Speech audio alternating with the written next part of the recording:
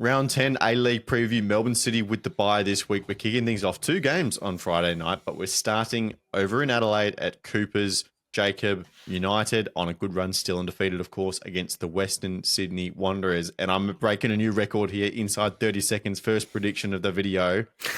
There is going to be 6 goals in this game.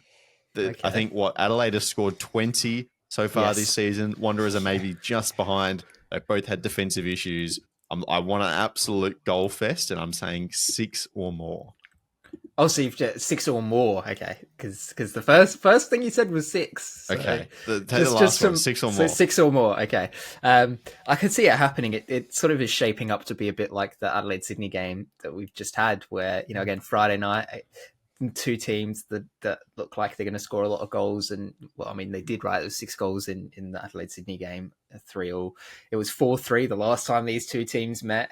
I think was it a 4-4 draw they had last season as well. So I mean, historically, it's a matchup that both teams will score a lot of goals. So I think it's a decent prediction to make. But I mean, it's shaping up to be a good one. Yeah, Adelaide's still undefeated, probably looking to have a bit more of have a scoreline that I think reflects their performance a bit better than the game against Sydney, where obviously a 3-3 draw probably doesn't reflect as well on the performance that they had as it should do.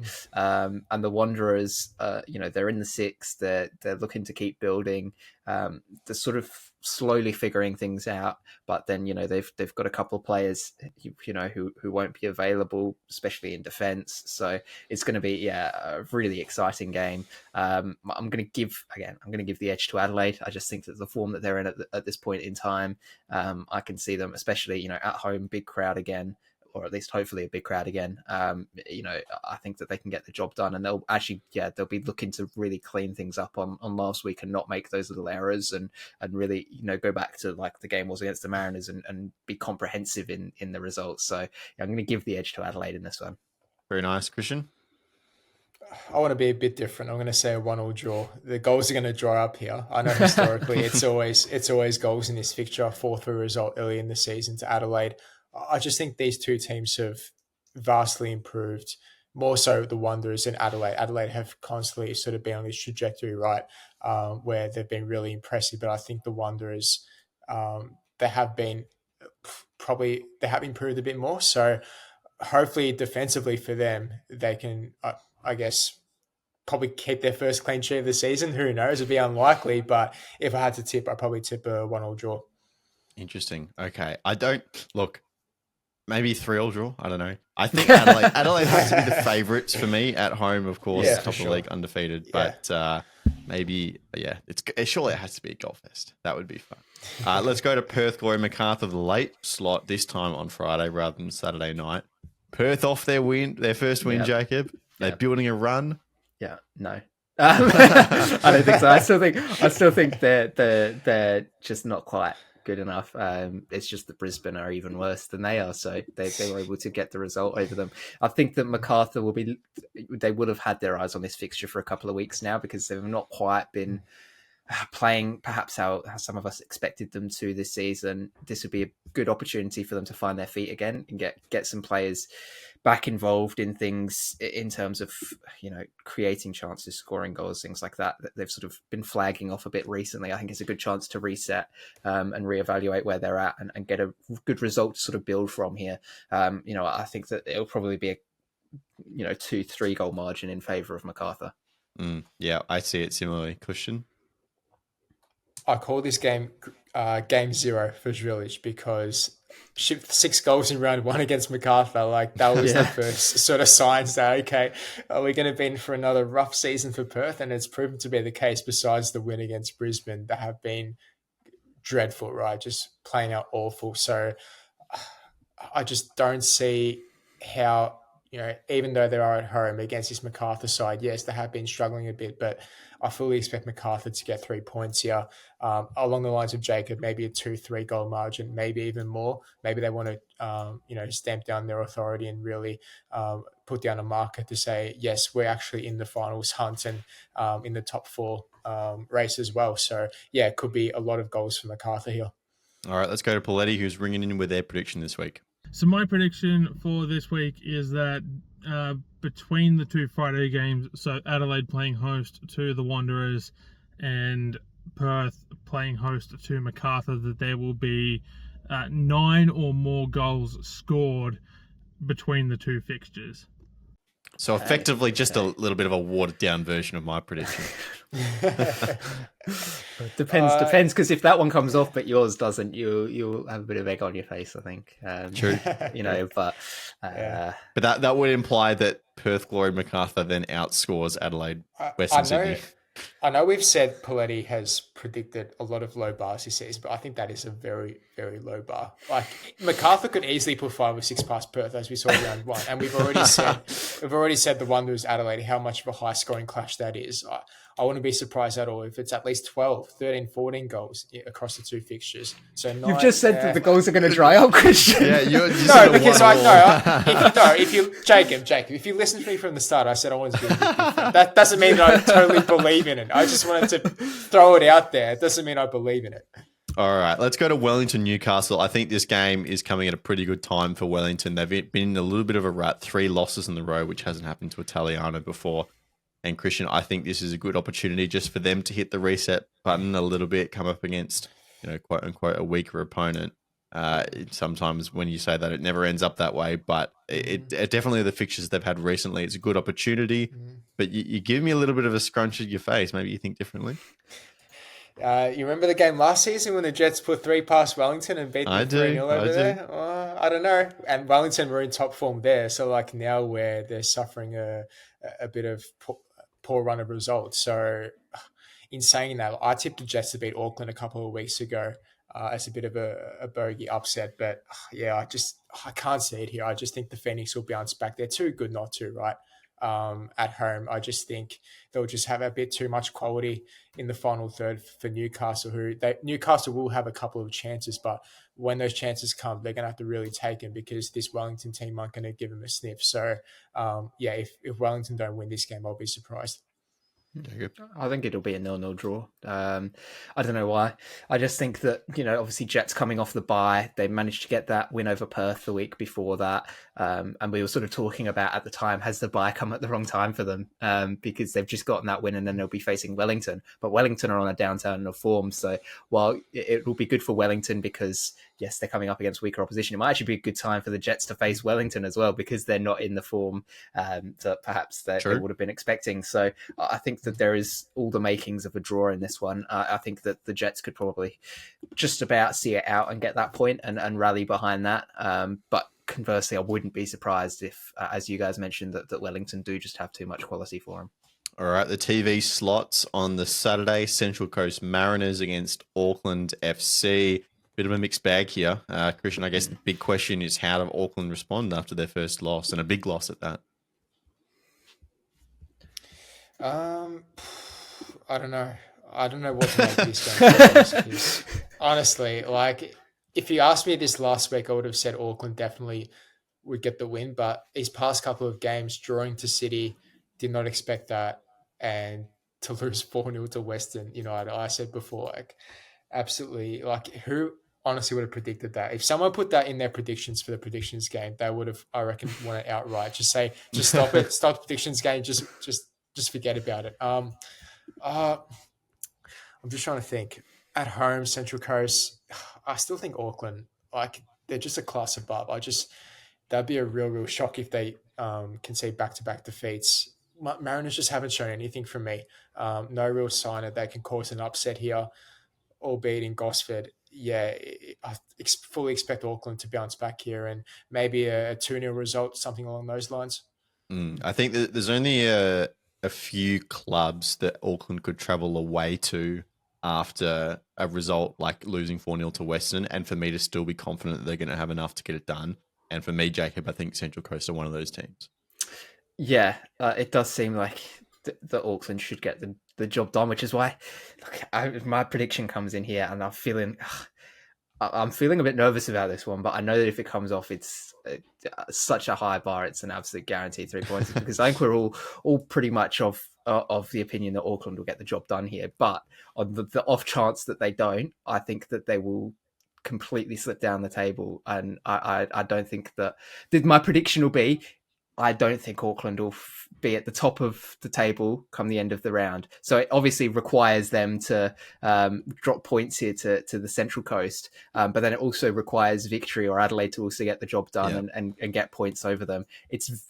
Look, it does seem unlikely to happen, but nobody was predicting Western to beat Auckland. It's just well, you didn't predict them to beat Auckland. You predicted Auckland to drop points, which did happen. But I just think that, if the Mariners can just get a point off of them, and it'll keep things tight at the top of the table, and then my prediction comes right into play. So that's what I'm going to say. I'm going to say that Auckland won't finish top of the table by the end of the round. Unlikely to happen, but I think that's why it's a good prediction to make, because if it comes off, then there's no doubt I'll get the 3 points. Can you imagine if Auckland drop points and then Sydney and the Wanderers both win? Yeah, that would be funny. That would be funny. That would be great. Talking of Sydney, let's go to the Big Blue. This is our marquee fixture. We're going to dig into this one a little bit deeper. Now, this is interesting. Melbourne Victory coming off, number one, losing their manager in the previous week, being a bit turbulent. Now, the draw in the derby, Sydney FC obviously have not had the best run of form either. And now, we've talked about the Sky Blues, Jacob, having this massive weakness in transition. But for me, the best Melbourne Victory player that is well suited to exploit that is Nishan Valupale. So I think his fitness and whether or not he's going to be able to start the game out on the right wing is a very important question as to how this game turns out. Christian said it in the main show, the main podcast, when he and Bruno came off the bench at around 65 minutes or whenever it was. They changed the tempo of the game completely. Where you have Piscopo and Arzani that like to be really tricky with their feet and, are often the best answer in build-up situations. Valupale is the strong winger that can run at pace, body people off the ball, have a good finish on the run. So for me, he's going to be very key in terms of how this game plays out.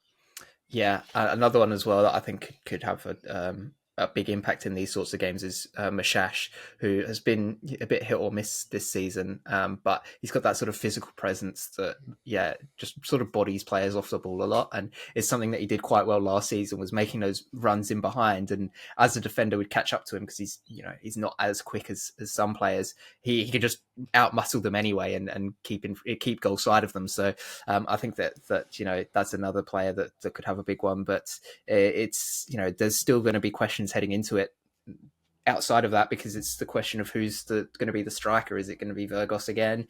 Are you going to bring Fornaroli in and use him instead?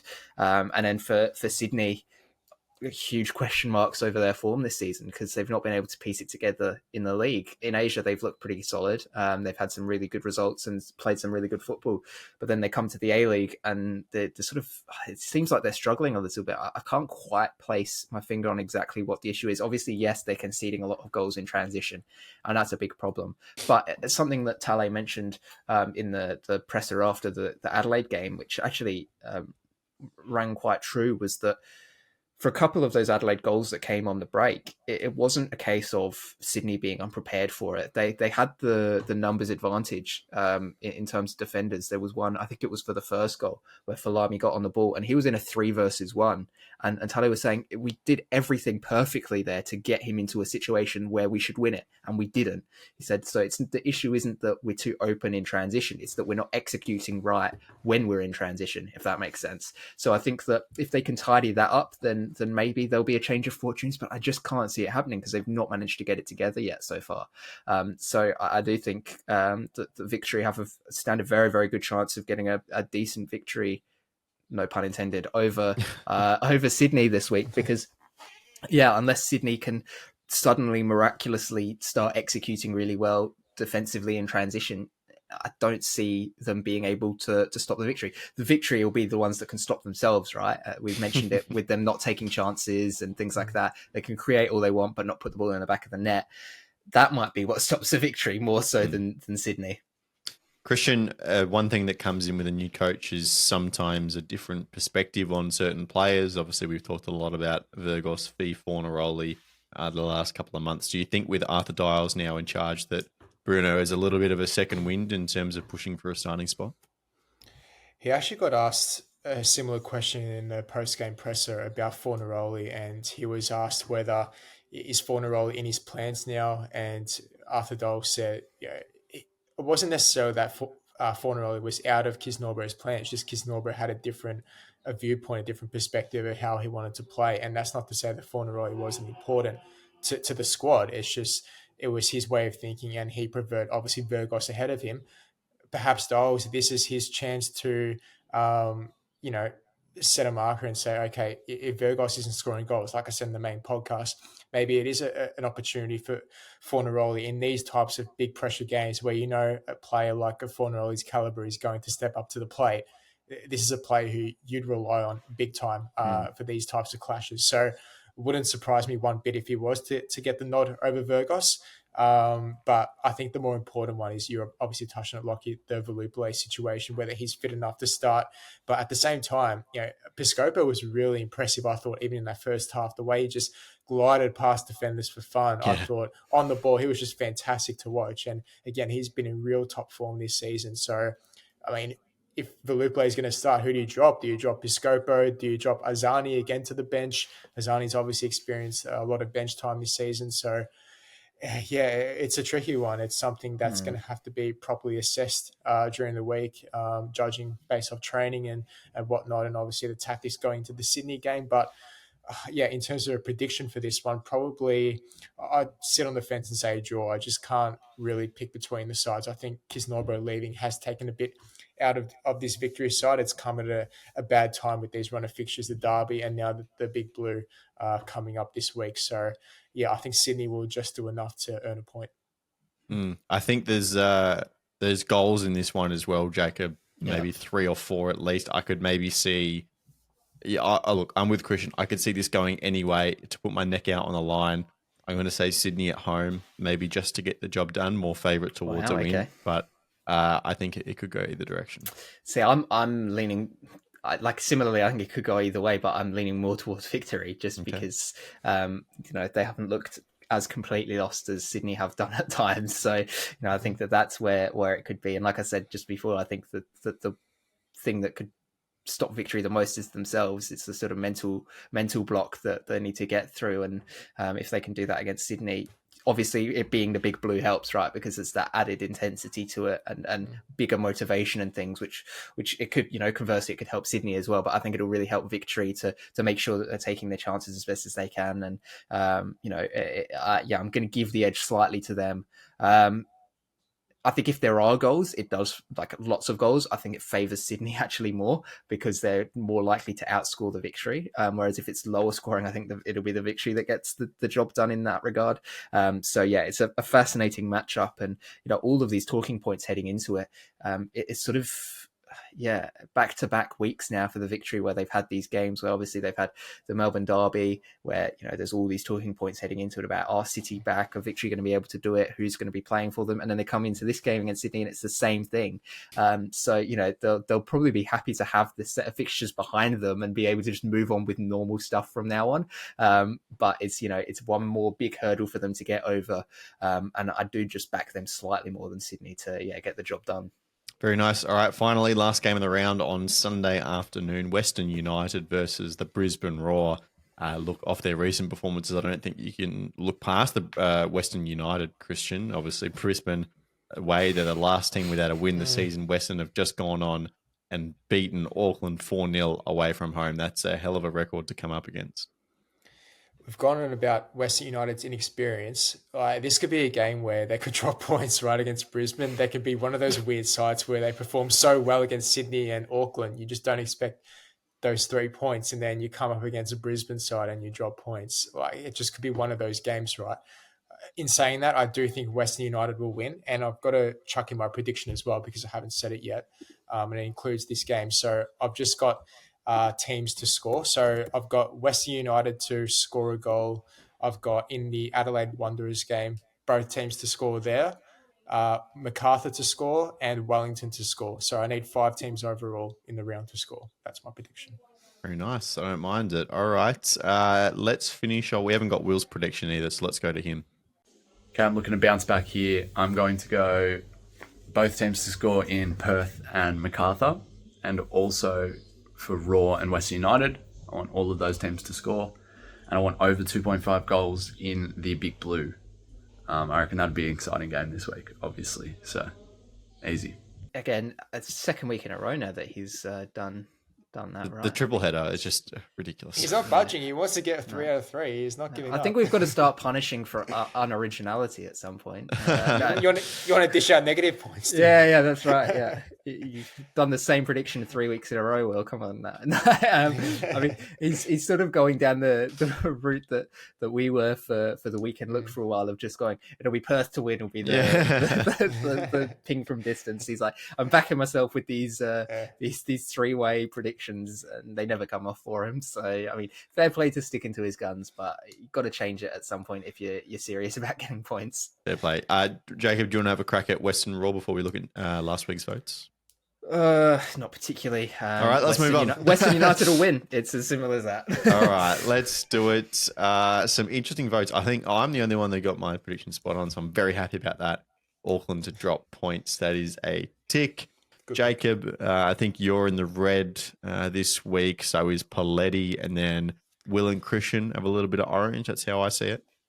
I give myself some orange, as disingenuous as it may be to argue that there weren't 2 red cards, but there should have been. And the referees didn't give them. Which ones are you talking about, by the way? Douglas Costa in the Adelaide game and Ugarkovic in the derby. Yeah. I think 2 instances there where on other occasions they're red cards. So, the Douglas Costa one, I think is so borderline. Like, I was thinking about how this would be perceived in AFL. Yeah. Like in AFL, that'd be 2 weeks. Yeah. Right? Like it's about, yes, the shoulders just duck down to play the ball, and Costa's probably lining up the shoulder, but then gets him in the head anyway. But just the way that Kiddo was moving. But there's a duty of care when you go to make that kind of challenge, and then he gets him in the head. So I was surprised it wasn't a red card. Yeah. And then Ugarkovic one, I'm going to pull back a little bit because I know what you're talking about. He absolutely should have had a yellow card in the first half. But if he has that yellow card, he probably doesn't make the challenge in the second half. Fair. I can see that, but so, I had to make the argument. You had to make the argument, but either way, I think you're 0 for 2. That's pretty clear, right, Christian? We've just wasted a minute just talking about Move on. All right. Well, do I have any challenges for 3 votes? Surely not, right? No, you've got it right. No arguments. Exactly. Let's go. I'd like, it's one of those ones where I think if anybody else had gotten it right, they'd have gotten the points over you. But everybody else everyone else had stinkers, so I think you've got them. Sick. All right, then who between Christian and Will are we giving the 2 to? No Christian. brainer for me. Yeah. And I've obviously still got the MacArthur result to go because I had. Whoa! Don't break the illusion. Whoa! What are you talking about? But I'm just saying, if MacArthur lose, that's 3 out of 6. Will's got 33%, so 50%, 33%. I'm no math genius, but I think I'm. Give me the It's also the one that Will did get correct, which was over 3.5 in the Adelaide Sydney game. It was more than double that. Almost double that. Sorry. At the one where he predicted under 3.5 for the Auckland Western United game, he would have predicted like a 2-0 Auckland result. No way he would have predicted Western to score 4. So, I think 2 votes. Come on, boys, short. All right, I'm happy with that. Unlucky Will, close but no cigar. I guess he got his 1 vote for the 3-peat. He got 1 vote, but all right. Guess what, Jacob? Been knocked off your perch. Yeah. I sit at the top. It's all right. I'll be back. 14. I'll be back. I've had a couple of good weeks, 2, 2, and 3. That's a good run from me. The tactics are working. The chemistry is really starting to gel in the squad. We're getting some momentum building. Feels nice. I'm on 14. Jacob 1 behind in 13. Then a gap to Christian on 11. Will 9. Paletti 7. Cool. So I'll be back on top when Auckland lose and Adelaide win, and everybody goes, "Oh, what a great prediction!" So Christian, that's the first time you've polled in a month. You're looking to get back on the horse.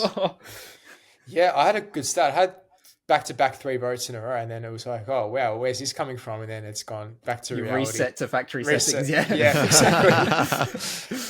Yeah, my strategy now is just to at least get those 2 voters in. I'm not too fussy about the 3. Just try and get some correct votes, because we've seen, past weeks, a lot of the guys here just aren't hitting their targets and predictions. Like Will going for silly 3-leg multis that, for the most part, aren't going to get up. So if I'm play my cards smart, just get those 1 or 2 votes. Hopefully they add up towards season end. Let's see. I like it. I think you're stumbling upon the winning strategy. Yeah. But that's the interesting thing. If we have 3 or 4 of us that then try to play safe every week, then it's going to be the people that go a little bit riskier that will be rewarded. So the cyclical nature of these football tactics, right, Jacob? That's right. Yeah, there's always a counter to something that somebody else is trying to do. So I think the thing that helps though is not knowing what people's predictions are going to be in advance. Like we don't write them down anyway. We don't share them until we say them. So we do have an honesty rule that we always commit to them beforehand. Yeah. So. I've sounded like Italiano now because I've sort of blurted out the secret to the to Giving winning. away the strategy. That's right. Very nice. All right, sounds good. Thank you for joining us. We'll see you next week for round 11.